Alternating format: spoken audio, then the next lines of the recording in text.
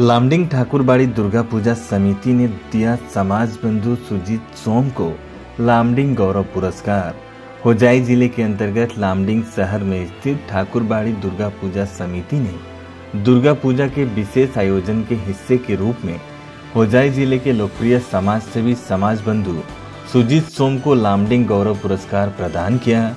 उल्लेखनीय है कि सुजीत सोम पिछले 30 वर्षों से नौगांव, होजाई और कार्बिलंग जिलों में निरंतर सामाजिक सेवा का कार्य कर रहे हैं।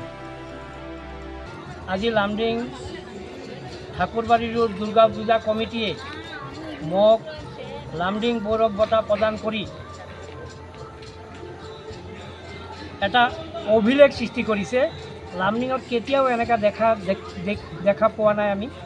আৰু মই ভাবোঁ মোক দিছে অকল এইটোৱে নহয়, আৰু ভাল ভাল মানুহক তেখেতবিলাকে মাতি এনেকা দিব লাগে, তেতিয়া আমি আৰু বেছি আনন্দিত হ'ম। আৰু এই আজি যে লামডিং চহৰত এই ঠাকুৰবাড়ী দুৰ্গা পূজা কমিটিয়ে মোক লামডিং গৌৰৱ বঁটা প্ৰদান কৰিছে, ইমান উচ্চ শিখৰলৈ যোৱাৰ কাৰণে মই একমাত্ৰ এটা ব্যক্তিকে বেছিকৈ ধন্যবাদ দিম। সেইটো হ'ল আমাৰ জ্যেষ্ঠ ভাতৃ অসমৰ এজন বিশিষ্ট সমাজসেৱী ডক্টৰ গজেন হাজৰিকাদেৱ। আৰু লগতে আমাৰ ঋষিকেশ ছাৰ আছে, 30 বছৰলৈকে আমাৰ লগত আছিলে।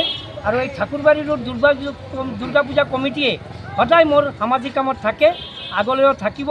আৰু লগতে আমি মা দুৰ্গা দুৰ্গতনাশিনীৰ কৃপাত লামডিংবাসী সুখে শান্তি থাকক।